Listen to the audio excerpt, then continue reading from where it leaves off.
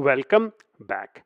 In the previous step, we saw that when we added authorization headers to our request, what was happening was something called an options method request was being sent before the get request for the resource happened. What happens is whenever you add authorization credentials on a get request or a post request, what happens is a pre-flight request. So before sending the complete request, what happens is a request called options request is sent to check if you have the right permissions. And what is happening is that options request is being denied right now. What we'll do in this step is we'll fix this. The other thing which we'll be working on in this specific step is something called CSRF, cross-site request forgery. Let's start with focusing on how to configure it with Spring Security. Now let's open up Control-Shift-T. Control-Shift-T would allow us to open up any class which is already defined as part of our application or our dependencies, so all the jars. So I'll type in WSCA. So it brings up a class called Web Security Configurer Adapter.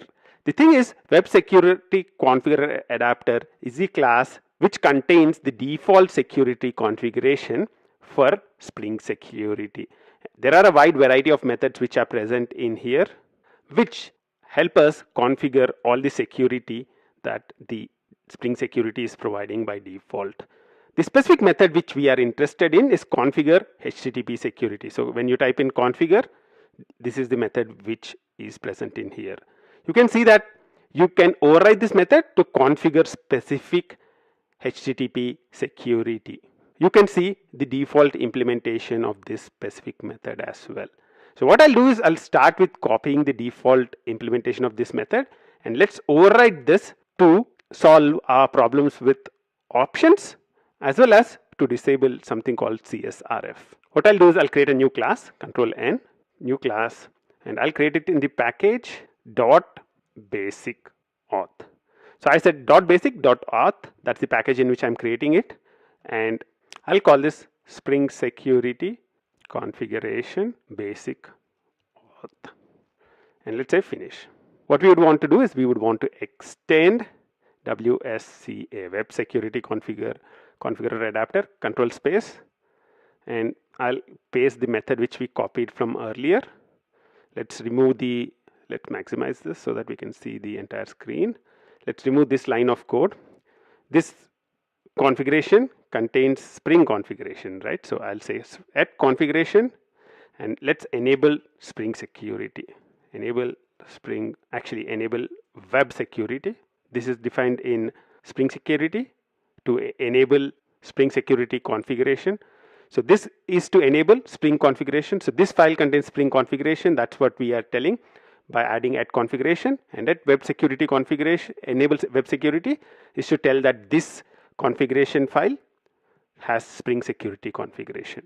So let's do that, enable Spring Security, and now we can go ahead and customize this. I'll add an at override annotation to say that we are actually overriding the method in a superclass. This is more of a convention. This is not really needed. One of the things I would start doing is I don't really want to allow form login. So let's disable form login. And the other thing I would want to disable is CSRF.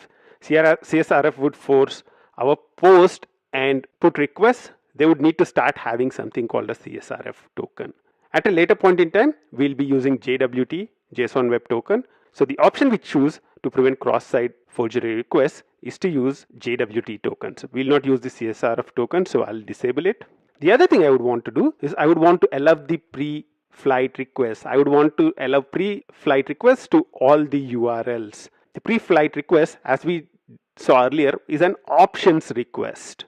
I'll say ant matchers, and over here I would say actually HTTP method dot options. So any options method to any URL. How do you specify any URL? The way you would allow any URL is by saying /**. So what I would want to do is for anything matching this, when any options request comes to any URL, what we would want to do? We would want to permit everybody. So we would want to enable all the options requests without authentication, and all the other requests we will allow them to use HTTP basic authentication. This might look complex, but actually it's very simple. We disable CSRF, except for options requests to all URLs, authenticate all the other requests, and use HTTP basic authentication. Let's save this file. In this step, we basically added in a little bit of Spring security configuration. So we disabled CSRF, we allowed unauthenticated requests to options for all the URLs, and we just wanted to use HTTP basic. I'll see you in the next step. Until then, bye bye.